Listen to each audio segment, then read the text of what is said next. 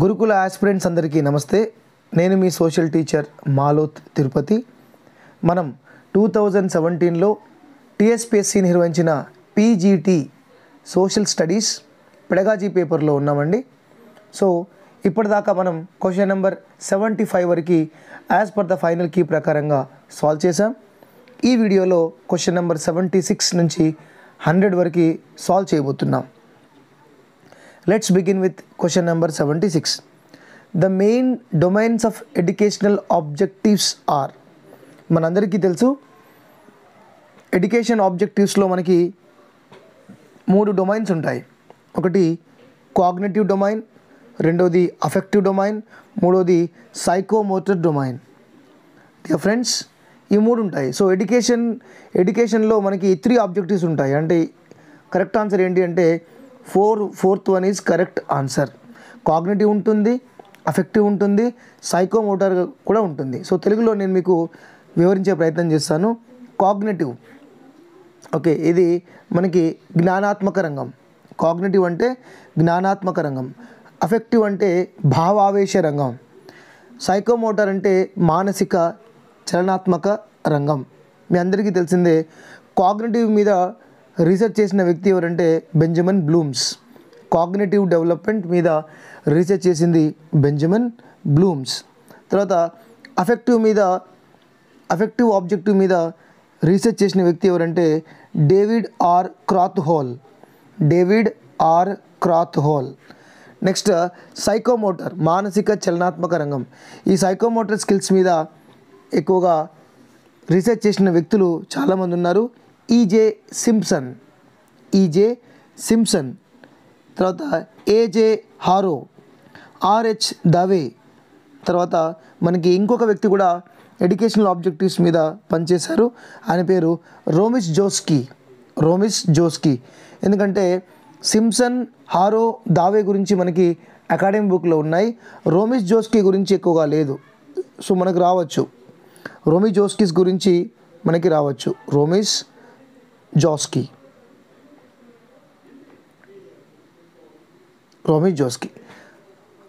Right. So మొత్తానికి educational ఆబ్జెక్టివ్స్లో అన్నీ ఉంటాయి. కాగ్నిటివ్ ఉంటుంది, అఫెక్టివ్ ఉంటుంది, సైకోమోటర్ ఉంటుంది. కాబట్టి 76కి answer 4. Next question number 77. Taxonomy of educational objectives is developed by. ఇంతకుముందే చెప్పాను. టాక్సానమీ విద్యా లక్ష్యాల వర్గీకరణ, తెలుగులో విద్యా లక్ష్యాల వర్గీకరణ బెంజమిన్ బ్లూమ్స్ ఈయన 1956లో విద్యా లక్ష్యాల వర్గీకరణ చేపట్టడం జరిగింది. టాక్సానమీ ఆఫ్ ఎడ్యుకేషనల్ ఆబ్జెక్టివ్స్ చాలా చాలా important.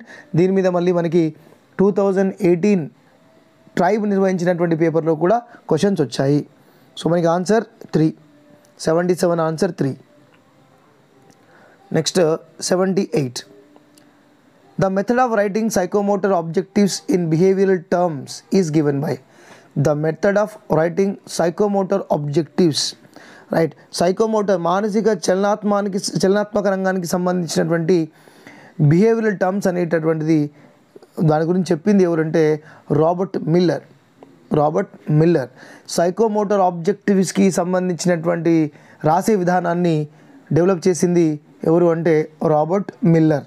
Very very important, Robert Miller. Next question number 79.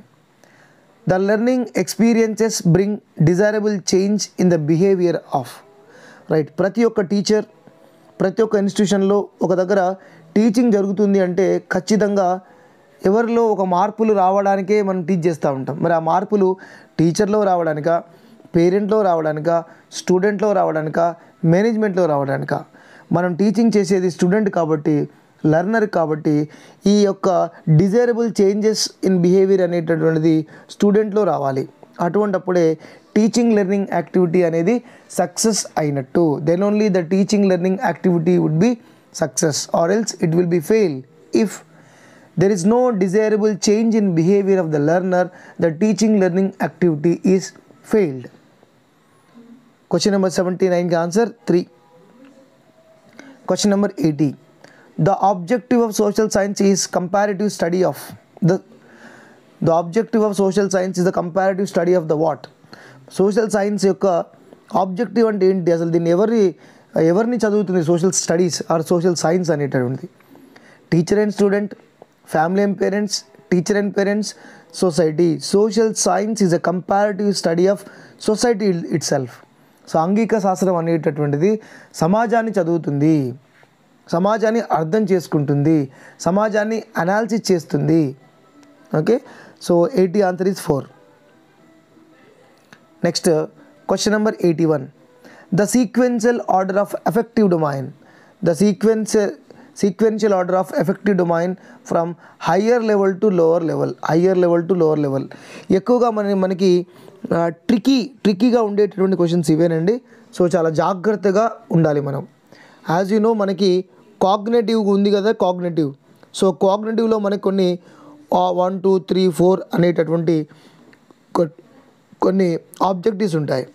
అదేవిధంగా అఫెక్టివ్లో కూడా మనకి 1 2 3 4 5 కొన్ని డొమైన్స్ ఉన్నాయి.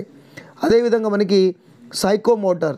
ఓకే, ఈ సైకోమోటర్లో కూడా మనకి 1 2 3 4 5 కొన్ని ఆబ్జెక్టివ్స్ ఉంటాయి. సో ఇక్కడ ఏం అడుగుతున్నారు, అఫెక్టివ్ డొమైన్లో ఉన్నటువంటి డొమైన్స్ ఏవైతే ఉన్నాయో ఆర్ అఫెక్టివ్ డొమైన్స్లో ఉన్నటువంటి ఆబ్జెక్టివ్స్ ఏవైతే ఉన్నాయో వాటిని సీక్వెన్స్గా అరేంజ్ చేయమంటున్నారు. ఇక్కడ నుంచి ఎక్కడి వరకు, హయ్యర్ నుంచి లోవర్ వరకు అరేంజ్ చేయమంటున్నారు. చూద్దాం ఒకసారి. అఫెక్టివ్ డొమైన్లో మనకి ఏముంటాయి తెలుగులో ఫస్ట్ చూద్దాం. అఫెక్టివ్ డొమైన్లో మనకి ఏముంటుందంటే ఫస్ట్ గ్రహించడం ఉంటుంది. తెలుగులో చూడండి, గ్రహించడం. రెండోది ఏంటిది, ప్రతిస్పందించడం.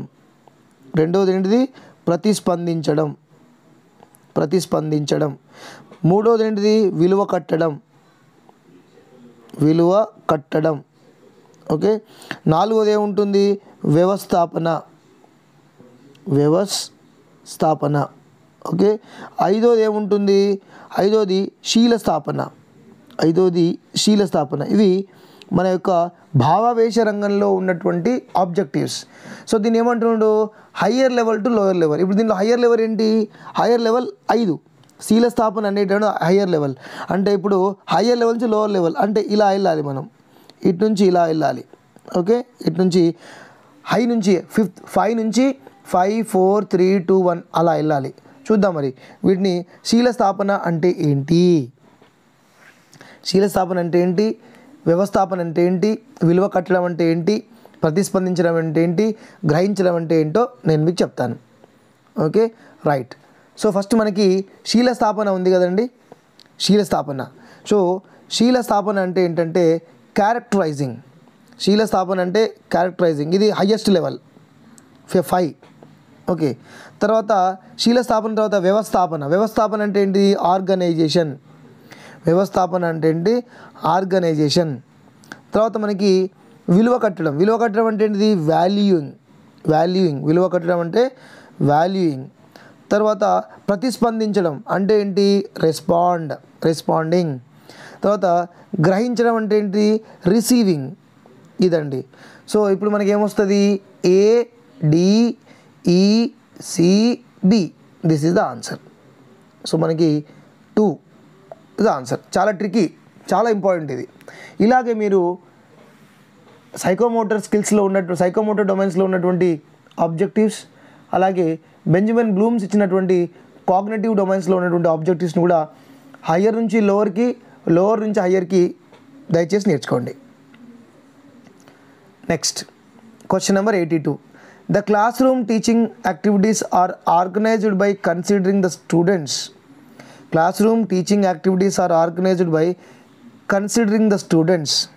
మనం క్లాస్ రూమ్లో పాఠాలు చెప్తున్నప్పుడు ఎవరిని కన్సిడరేషన్ చేసి పాఠాలు చెప్పగలగాలి. Okay, individual differences, gifted students, slow learners, average performers. మనం పాఠాలు చెప్తున్నప్పుడు ఖచ్చితంగా మనం ఇండివిజువల్ డిఫరెన్సెస్ని గుర్తించి మనం పాఠాలు చెప్పాలి. అంటే ఎవరు గిఫ్టెడ్ ఉన్నారు, ఎవరు స్లో లెర్నర్ ఉన్నారు, ఎవరు యావరేజ్గా ఉన్నారు, ఎవరు బిలో యావరేజ్గా ఉన్నారు, ఎవరు డల్గా ఉన్నారు, ఎవరు ఎక్సలెంట్గా ఉన్నారు, వాళ్ళందరికీ అర్థమయ్యే విధంగా వాళ్ళందరి యొక్క సహజ సామర్థ్యాలని, ఇండివిజువల్ డిఫరెన్సెస్ని అండర్స్టాండ్ చేసుకొని మనం పాఠాలు చెప్తేనే అందరికీ అర్థమవుతుంది. ఓన్లీ బాగా హైలీ స్కిల్డ్ గిఫ్టెడ్ స్టూడెంట్స్కి అర్థమయ్యేలాగా చెప్తే డల్ స్టూడెంట్స్కి, యావరేజ్ స్టూడెంట్స్కి అస్సలు అర్థం కాదు. ఓకే, సో అందరినీ దృష్టిలో పెట్టుకొని అందరి యొక్క ఇండివిజువల్ డిఫరెన్సెస్ని మనం పరిధిలోకి తీసుకొని కన్సిడరేషన్ చేసి లెసన్ చెప్పాలి. సో క్వశ్చన్ నెంబర్ 82కి answer 1. Next question number 83, which of the following statements is are correct. మరి ఏ స్టేట్మెంట్స్ కరెక్ట్ అని అడుగుతున్నారు. The concept of managing studies, the concepts of managing studies can be applied to teaching process with help of lesson plan, period plan. Yes, మనకి lesson plan, period plan కనుక ఉంటే managing learnings అనేది ఒక proper వేగా జరుగుతుంది. Correct. Period plan provide scientific basis measuring the learning outcome of teaching. Yes, period plan, ఇది ఇక్కడ period plan గురించి ఇచ్చారు. మనకు ఒక 45 minutes పీరియడ్ కనుక ఉంటే ఎన్ని మినిట్స్ మనం ఇంట్రడక్షన్ చేయాలి, ఎన్ని మినిట్స్ ఎక్స్ప్లెయిన్ చేయాలి, ఎన్ని మినిట్స్ మళ్ళీ దాన్ని మళ్ళీ చెప్పిన దాన్ని బ్రీఫ్ చేయాలి, ఎన్ని నిమిషాలు మనం మళ్ళీ వాళ్ళకి ఏ రకమైన వర్క్ ఇవ్వాలనేటటువంటిది కంప్లీట్గా ఒక పీరియడ్ ప్లాన్లో ఉంటుంది. So that is a scientific base, అది నిజంగా ఒక సైంటిఫిక్ బేస్ మీద డిపెండ్ అయి ఉంటుంది. కాబట్టి A, B both are correct. Unwritten period plans are useful in teaching learning process. అస్సలు కాదు. అన్రిటన్, మనం ఏమి రాసుకోకుండా, మన దగ్గర లెసన్ ప్లాన్ లేకుండా, యాక్టివిటీ లేకుండా, ఏం చెప్పాలో తెలియకుండా, ఎక్కడ పిల్లలకి ఏ రకమైన క్వశ్చన్స్ అడగాలో తెలియకుండా మనం కనుక వెళ్తే దట్ విల్ బి డిజాస్టర్. మనం ఆ రోజు ఫెయిల్ అయినట్టే. The teaching skills cannot be developed with the help of the period plans. The teaching skills not be developed with help of the lesson plan. ఇది కూడా తప్పే. With the period plan, with the lesson plans, okay, we know the teaching skills can be redesigned, redeveloped. So CD తప్పు అండి. So AB correct answer, AB correct answer. ఇవి కొంచెం మనకి lengthy questions, time waste చేసే questions. ఇక్కడ మనం కొంచెం time spend చేసి ఇరిటేట్ అవ్వకుండా కూల్గా, కామ్గా ఆలోచించి మనం ఇక్కడ డిసిషన్ తీసుకోవాలి. Next question 84, which of the following statements is are correct. ఇక్కడ మళ్ళీ స్టేట్మెంట్స్ ఇచ్చారు, చూద్దాం ఆ statements. To teach one must use experience already gained as starting point of work. Yes, correct. Okay, to teach one must experience already gained as starting point of work. మనం ఏదైనా teach చేస్తున్నప్పుడు already దాని గురించి ఎవరి దగ్గర experience ఉంటే అది share చేయమనాలి. So then that will be very useful to the learners.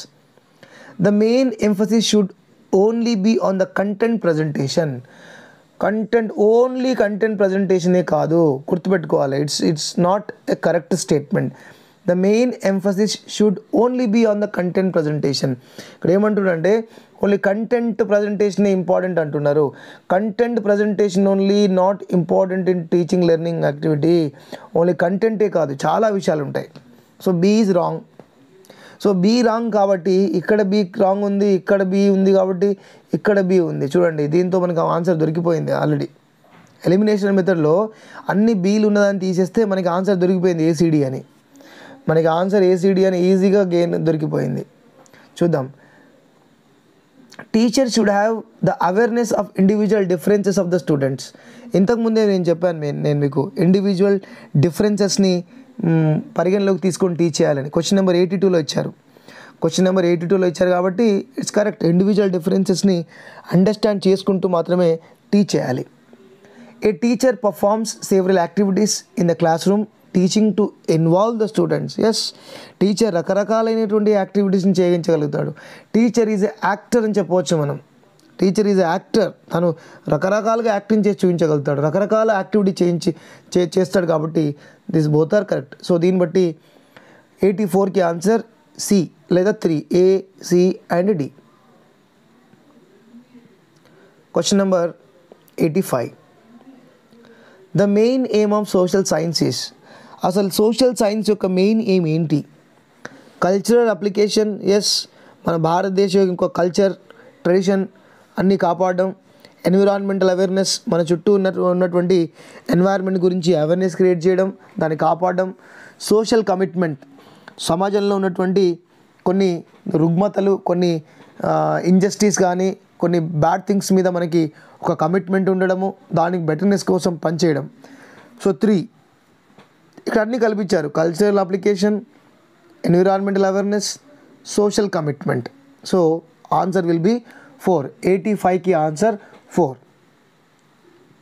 Next question number 86. To provide awareness of population growth is related to. Population అనగానే జనాభా అనగానే మనకి దేని గురించి ఎక్కడెక్కడ చూస్తాం మనం? జనాభా అనగానే జాగ్రఫీలో చూస్తాం, ఎస్, తర్వాత సివిక్స్లో చూస్తాం, ఎకనామిక్స్లో కూడా చూస్తాం. సో పాపులేషన్ గ్రోత్ అన్నారు ఇక్కడ, పాపులేషన్ గ్రోత్ అన్నారు కాబట్టి it related to the geography, civics, economics. ఖచ్చితంగా గ్రోత్, పాపులేషన్ గ్రోత్ అనేటువంటి జాగ్రఫీలో ఉంటుంది, సివిక్స్ రిలేటెడ్గా ఉంటుంది, ఎకనామిక్స్ రిలేటెడ్గా ఉంటుంది. So correct answer is 4. Correct answer is 4. Question number 87. To provide the physical environment is related to. Physical environment అంటున్నారు, physical environment. So physical environment is completely related to the geography. Physical environment is completely related to the geography. Question number 88.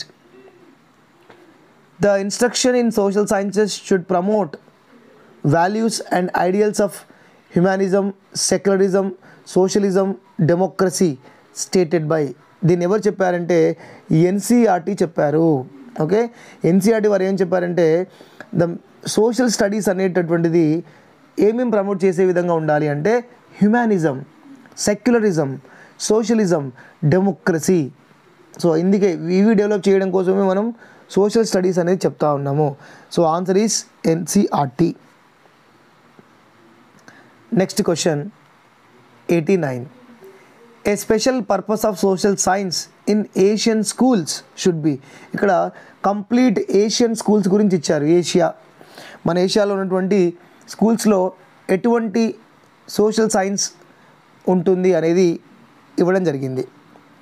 A clear understanding of democracy. Correct, because once upon a time these Asian countries they do not have democratic values. Democracy అనేది లేదు. Example India also democracy లేదు. British rule చేసేటప్పుడు పాకిస్తాన్లో లేదు, బంగ్లాదేశ్లో లేదు, మయన్మార్లో లేదు, శ్రీలంకలో లేదు. ఓకే, మెనీ ఏషియన్ కంట్రీస్లో లేదు, ఈవెన్ చైనాలో లేదు. Next B. To secure whole hearted acceptance of the value on which it is based. Value whole hearted acceptance అంటే individual differences, different reasons, different culture, different food habits, different languages, వీటన్నిటిని కూడా మనం whole హార్టెడ్గా acceptance చేయించాలి. Yes, ఇది కూడా కరెక్టే. To study about human body and organism, ఇది కరెక్ట్ కాదు. టు డెవలప్ రీజనింగ్ కూడా కాదు. సో మనకి A and B are the correct answer. A and B are the correct answers about social sciences in Asian schools. So question number 89 ki answer 2. Question number 90. The steps followed in problem solving method. Problem solving method lo ఉన్నటువంటి steps గురించి ఇవ్వడం జరిగింది. Are given below in jumbled మేనర్లో ఈ problem solving మెథడ్లో ఉన్నటువంటి పద్ధతుల గురించి జంబుల్డ్గా ఇచ్చారంట. వాటిని మనం సీక్వెన్స్లో అరేంజ్ చేయమంటున్నారు. చూద్దాం మరి. A. Exploring the problem and framing some possible solution. ఇదైతే ఫస్ట్ రాదు, సొల్యూషన్ అంటున్నారు కాబట్టి ఫస్ట్ రాదు. Collecting, organising, comparing, judging significant information in the light of the defined problem. Okay. Drawing preliminary conclusions for further exploration and study. Conclusions అన్నారు కాబట్టి ఖచ్చితంగా లాస్ట్లో వస్తుంది 4. కంక్లూజన్ అన్నారు కాబట్టి కంక్లూజన్ ఎప్పుడు వస్తుంది మనకి? ఎండ్లో వస్తుంది. Okay. Discovering, considering, discussing, selecting, stating specific problem. Problem solving మెథడ్లో ఫస్ట్ మనకు కావాల్సింది ఏంటి అంటే selecting and stating the specific problem. అసలు ప్రాబ్లం అంటే ఏంటో తెలియాలి. సో మనది ఫస్ట్ లాస్ట్ వచ్చేసింది. Discovering, considering, discussing, selecting and stating the specific problem. అసలు ప్రాబ్లం అంటే ఏంటో తెలియాలి. Problem solving, in problem solving method we first need to understand what was the problem. Okay, so first one fourth one అయిపోయింది మనకి. So first one మనకి C last వస్తుంది కాబట్టి D first వస్తుంది కాబట్టి ఓకే, ఇక్కడ రెండు సేమ్ ఉన్నాయి. సో ఇక్కడ ఇక్కడ రెండు కూడా సేమ్ ఉన్నాయి. బట్ ఇంకోటి చూద్దాం, ఇంకోటి కనిపెడదాం. Okay, next exploring the problem and framing some possible solution. ఇది మనకి పాసిబుల్ సొల్యూషన్స్. ఓకే, ఇది మనకి third. Collecting, organising, comparing, judging significant information in the light of the defined problem. So first problem ఏంటో చూడాలి. ఆ ప్రాబ్లం చూసిన తర్వాత దాన్ని మనం collecting, organising, comparing, judging. So B would be second, A would be 3. సో మనకి ఏమొస్తుంది? DBAC correct sequence of problem solving method. డిబిఏసి correct answer.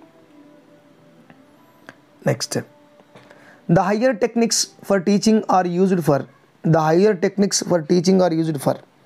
చూద్దాం మరి ఏ రకమైనటువంటి టెక్నిక్స్ యూజ్ చేస్తారు.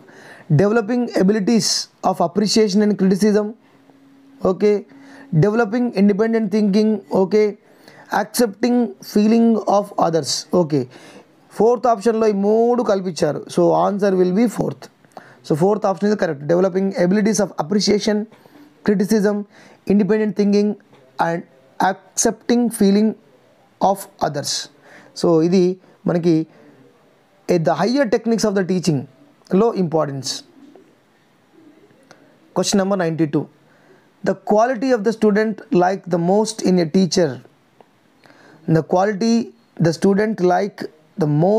టీచర్. టీచర్లో ఉన్నటువంటి ఏ క్వాలిటీని స్టూడెంట్ ఎక్కువ లైక్ చేస్తారంటే idealistic philosophy, compassion, discipline, entertaining ఉంటే మజాక్ చేస్తూ ఉంటారు, మన మీద ఫన్ చేస్తూ ఉంటారు. Okay, it should be a compassion. Okay, compassion. టీచర్లో ఉన్నటువంటి కంపాషన్ని ఎక్కువగా పిల్లలు లైక్ చేస్తూ ఉంటారు. Question number 93. The best way to establish rapport with your class is to. మంచి ర్యాపో మెయింటైన్ చేయాలి, స్టూడెంట్స్కి మనకి మధ్య మంచి ర్యాపో ఉండాలంటే ఏం చేయాలి? Demand the respect due to your age.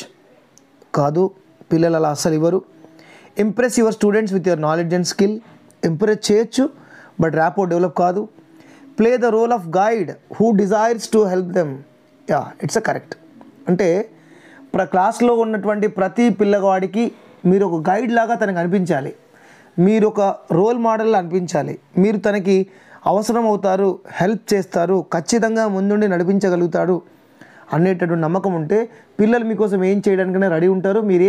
మీరేం చెప్తే అది వింటారు. Remain aloof, be figure of authority. It's not correct. So 93 correct answer is 3. 93 correct answer is 3. Next 94. The teacher has been glorified by the phrase friend, philosopher and guide because టీచర్ని ఇప్పటి కాలంలో friend, philosopher and గైడ్గా అంటున్నారు. ఎందుకంటున్నారు? He serves local community, he transfuses the high values of humanity in to young ones sitting in the class rooms, he is a great reformer and patriotic, he has to be an idealistic. So మనకి friend, philosopher, గైడ్గా ఎందుకంటారంటే he transfuses the high values of the humanity in to the young ones sitting in the class rooms. Class రూమ్లో ఉన్నటువంటి పిల్లల యొక్క బ్రెయిన్లలో ఈ high values, humanity అనేది ఆయన ఈ బ్రెయిన్లలోకి వెళ్ళేలా చేయగలుగుతాడు. కాబట్టి ఆయనను ఒక ఫ్రెండ్, ఒక ఫిలాసఫర్, ఒక గైడ్గా భావిస్తారు. సో 94కి correct answer 2. Next 95. Which of the following statements are is correct. ఏ స్టేట్మెంట్ కరెక్ట్ అడుగుతున్నారు. The true teacher is who can immediately come down to the level of the students. Yes, correct. Teacher నిజంగా క్లాస్లో ఉన్నటువంటి డల్లర్కి కూడా teacher చెప్పేది అర్థమైంది అనుకోండి, teacher is a successful person. Okay, so అర్థం కాలేదనుకోండి, అరే మీకు ఇది కూడా అర్థం కావట్లేదా, అని చెప్పి పిల్లల్ని తిట్టడం కాదు, అర్థమయ్యేలా మీరు వాళ్ళ యొక్క లెవెల్లో డౌన్కి దిగి చెప్పగలగాలి. మీకు చాలా చిన్నగా అనిపించవచ్చు, బట్ పిల్లవానికి చాలా చాలా అది డిఫికల్ట్గా అనిపిస్తుంది. So you have to be come down to the level to the students age and students mindset. Next, transfer is knowledge to the students soul. Yes, మనం నాలెడ్జ్ అనేటటువంటిది స్టూడెంట్ యొక్క బ్రెయిన్కి కాదు, స్టూడెంట్ యొక్క ఆత్మకి, స్టూడెంట్ యొక్క సోల్స్కి reach అయ్యేలా చేయాలి. Correct. See through and understand through his mind. పిల్లల్ని చూడగానే తనకి కంప్లీట్గా అండర్స్టాండ్ అవ్వాలి. ఓకే, పిల్లల యొక్క మైండ్తో ఆలోచించాలి. In Indian prayer a teacher is Brahma. Yes, in Indian prayer teacher is a Brahma. Guru Brahma guru Vishnu ఉంటుంది కదా. సో మనకి 95కి correct answer ABCD 4 are correct answers. Nice question. Next 96, which of the following statements are is correct. ఏ statement correct అడుగుతున్నారు. Learning is universal. Yes, correct. All living beings learn. Yes, ప్రతి ఒక్క living being తనకున్నటువంటి ఎన్వైర్న్మెంట్లో something ఏదో ఒకటి ఎప్పుడో ఒకప్పుడు నేర్చుకోకుండా ఉండలేదు, ఖచ్చితంగా నేర్చుకుంటుంది. Learning is a continuous process. Yes, correct. Without learning development take place in the individual. తప్పు. నేర్చుకోకపోతే డెవలప్మెంట్ అనేటటువంటిది ఇండివిజువల్లో దాదాపుగా రాదు. సో ఖచ్చితంగా ఏదో ఒకటి నేర్చుకుంటూనే ఇండివిజువల్స్లో డెవలప్మెంట్ యాక్టివిటీ అనేటటువంటిది ముందు జరుగుతుంది. So D is wrong. So answer will B ABC only. Next question number 97. ఇక్కడ గ్రేడింగ్స్ గురించి ఇచ్చారు. It's very important. గ్రేడింగ్ గురించి ఇచ్చారు. Direct grading, terms of letter and grades. Yes, మనం అంటున్నాం డైరెక్ట్ గ్రేడింగ్ అంటే A grade, B grade, C grade అంటాం కదా. So that is a direct grading. సింపుల్గా అర్థమయ్యే విధంగా ఉంటుంది. సో ఫస్ట్ మీకు చెప్తాను చూడండి. గ్రేడింగ్ అనేటటువంటిది grading. Okay, gradings are 2 types. మనకి 2 రకాల గ్రేడింగ్స్ ఉంటాయి. One is direct grading and second one is indirect grading. Indirect grading again divide into 2. Indirect grading మళ్ళీ 2గా డివైడ్ చేస్తారు. ఒకటేంటి, అబ్సల్యూట్ గ్రేడింగ్ అండ్ ఇంకోటి ఏంటి, relative grading. So I hope you understand. ఇక్కడ మనకి డైరెక్ట్ గ్రేడింగ్ అనుకున్నాం, ఇది ఉంది. ఇండైరెక్ట్ అనుకున్నాం, ఇది ఉంది. ఓకే, అబ్సల్యూట్ అనుకున్నాం, అది ఉంది. రిలేటివ్ అనుకున్నాం, ఇది కూడా ఉంది. సో చూద్దాం ఒకసారి. Direct grading means ABC. సింపుల్గా ABC వేసి చేయడం direct grading. Indirect grading is using different mode. ఇక్కడ మనం డైరెక్ట్గా గ్రేడ్స్ ఇచ్చేసాం, బట్ ఇండైరెక్ట్ గ్రేడింగ్లో డైరెక్ట్గా అది ఉండదు. ABC అనేటువంటి గ్రేడ్స్ కాకుండా డిఫరెంట్ మోడ్గా పెడతాం. డిఫరెంట్ మోడ్లో మనం ఇస్తాం. ఇదిలో కరెక్టే. Absolute grading is pre determined standard. ఎందుకంటే ముందే నిర్ణయించబడినటువంటి అంశాలలో ఉన్నటువంటి గ్రేడింగ్. ఎగ్జాంపుల్గా మనం ఏమంటాం, 90 to 80 మార్క్స్ వస్తే A గ్రేడ్. ఓకే, 80 to 89 వస్తే B గ్రేడ్. ఇవన్నీ మనకి ఎగ్జామ్స్కి ముందే ప్రీ డిటర్మైన్డ్గా ఉంటాయి. So the things which are predetermined, so these are absolute grading. డైరెక్ట్గా ABC వేస్తే డైరెక్ట్ గ్రేడింగ్, బట్ మార్కులను బట్టి 90 to 80 వస్తే A గ్రేడు, 80 to 89 వస్తే B గ్రేడ్ అనేటటువంటిది ముందుగానే నిర్ణయించబడతాయి. కాబట్టి దట్ ఈస్ అబ్సల్యూట్ గ్రేడింగ్ అని చెప్పవచ్చు మనం. ఓకే, నెక్స్ట్ అలాగే ఇంకొక ఎగ్జాంపుల్ కూడా ఉంటుంది. ఈ అబ్సల్యూట్ గ్రేడింగ్లో మనకి మీ అందరికీ తెలుసు 9.2, 9.5, 9.7 అనేటువంటి కొన్ని పాయింట్స్ ఉంటాయి కదా. This also pre determined. ముందే మనం ఇన్ని మార్కులు వస్తే, ఇన్ని సబ్జెక్ట్లో ఇన్ని పాయింట్స్ వస్తే తనకి ఇన్ని పాయింట్లు వచ్చినట్టు అని దీన్ని మనం అబ్సల్యూట్ గ్రేడింగ్గా చెప్పవచ్చు. నెక్స్ట్ రిలేటివ్ గ్రేడింగ్ అంటే ఏంటి? ఈ రిలేటివ్ గ్రేడింగ్ అనేటటువంటిది పబ్లిక్ ఎగ్జామినేషన్లో ఎక్కువగా యూజ్ చేస్తూ ఉంటారు. మాస్ ఎగ్జామినేషన్ అంటే మాస్ పీపుల్ రాసినప్పుడు, ఎక్కువ మంది రాసినప్పుడు పబ్లిక్ ఎగ్జామినేషన్లో ఇది మనకి యూజ్ చేస్తూ ఉంటారు. ఎగ్జాంపుల్గా A గ్రేడ్ 10 పాయింట్స్ 10% పీపుల్కి వచ్చాయి, బి గ్రేడ్ లేకపోతే మనకి ఇలా అంటారు. ఓకే, 10 జీపీఏ ఇండియా మన తెలంగాణలో 25% మెంబర్స్కి వచ్చాయి, 9.8 జీపీఏ 10% మెంబర్స్కి వచ్చింది. So this is use in relative grading. అన్నీ తీసుకుంటారు. ఎగ్జాంపుల్గా మనకు ఒక గ్రాఫ్ ఉందనుకోండి, జస్ట్ వెయిట్ సారీ, ఒక గ్రాఫ్ ఉందనుకోండి, ఒక గ్రాఫ్ ఉంటుంది. సో దీంట్లో ఏం చేస్తారు, ఓకే, దీంట్లో some of the students who scored below, some of the student 25% students below, 25 students మళ్ళీ ఇంకొంత students, and most of the స్టూడెంట్స్కి ఎన్ని మార్కులు వచ్చాయి, ఎంతమంది ఫెయిల్ అయ్యారు, ఎంతమంది పాస్ అయ్యారు, ఎంతమందికి ఎక్కువ వచ్చాయి అనేటువంటిది ఒక రిలేటివ్గా చూపిస్తూ ఉంటారు. ఓకే, సమ్ పీపుల్ ఇక్కడ ఉన్నటువంటి తక్కువ మార్కులు ఎన్ని వచ్చాయి, లాస్ట్ ఇక్కడ ఎంతమందికి వచ్చాయి, ఇక్కడ ఎక్కువ మందికి ఎక్కడ మార్కులు వచ్చాయి, ఏ సబ్జెక్ట్లో ఫెయిల్ అయ్యారు అనేది రిలేటివ్గా ఉంటుంది. So that is called as relative. So దాన్ని బట్టి is all are correct. So ABCD. Question number 97కి answer all are correct, ABCD. Next, consider the following pairs. ఇక్కడ జతపరచులు ఇచ్చాడు, చూద్దాం. ఏ టీచర్ మేడ్ టెస్ట్ మనం FA పెడతాం కదా, దాన్ని మనం ఏమంటాం, SAT అంటాం, scholastic achievement test, SAT. So A2 అయిపోయింది మనకి, A2 is 2. Next, aptitude test అనేటటువంటిది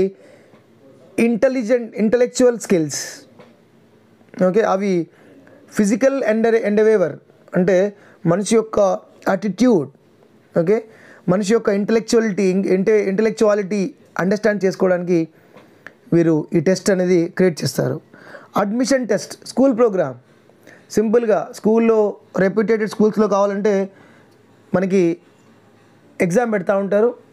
ఆ అడ్మిషన్ టెస్ట్లో పాస్ అయితేనే మనకి అడ్మిషన్ ఉంటుంది, లేకపోతే ఉండదు. ఇంటెలిజెన్స్ టెస్ట్, మిగిలింది అదే కాబట్టి మెజర్ జనరల్ స్కిల్స్, ఇంటెలిజెన్స్ని మెజర్ చేయడానికి ఉపయోగించే skill. So A2, B4, C1, D3.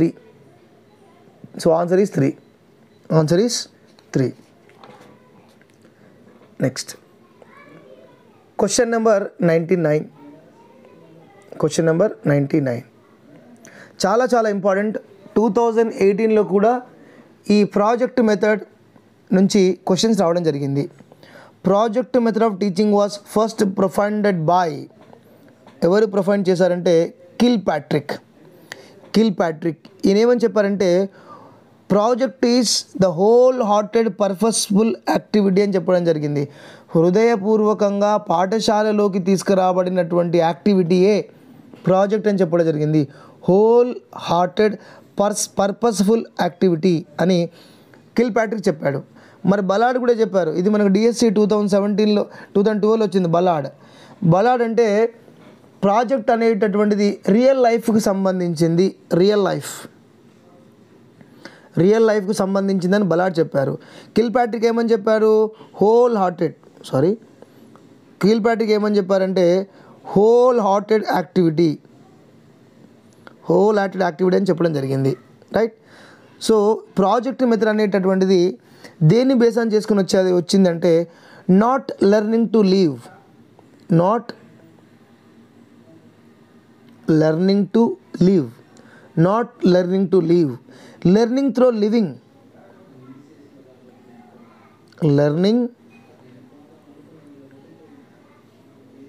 Learning through living అనే ఒక సూత్రం మీద ఈ యొక్క ప్రాజెక్ట్ మెథడ్ రావడం జరిగింది. సో ప్రాజెక్ట్ మెథడ్ డెవలప్ చేసింది Kilpatrick. So last and final question of this session, question number 100. The story and biographical approaches are most suitable for history in. జీవిత చరిత్ర పద్ధతి, అదేవిధంగా కథన పద్ధతి లేదా స్టోరీ పద్ధతి, కథా పద్ధతి అనేటువంటిది ఎవరికి ఇష్టం? కథా పద్ధతి. కథలు ఎవరు ఇష్టపడతారు? స్టోరీలు ఎవరు ఇష్టపడతారండి? ప్రైమరీ క్లాస్ వాళ్ళు, primary class students. The most చిన్నపిల్లలు చూడండి, నాకు స్టోరీలు చెప్పు, నాకు కథలు చెప్పు అంటారు కదండి. సో కథలు అనేటటువంటిది ఎక్కువగా చిన్నపిల్లలు ఇష్టపడతారు కాబట్టి ప్రైమరీ క్లాసెస్. ఓకే, సో 100కి కరెక్ట్ ఆన్సర్ ఏంటి అంటే 2. సో మై డియర్ ఆస్పిరెంట్స్, ఇప్పటికీ సక్సెస్ఫుల్గా 100 క్వశ్చన్స్ సాల్వ్ చేశాం. పీజీటీ 2017 టీఎస్పీఎస్సీ నిర్వహించినటువంటి పెడగాజీ సోషల్ సైన్సెస్ తర్వాత ట్రైబు నిర్వహించినటువంటి పేపర్ యొక్క సొల్యూషన్స్ కూడా కంప్లీట్గా నేను మీకు అందిస్తాను. I request you all, please support me. I need your wishes, I need your blessings, and I need your support to do more and more useful videos to the aspirants. So that's it myself. Thank you. I wish you all the best. Jai Hind.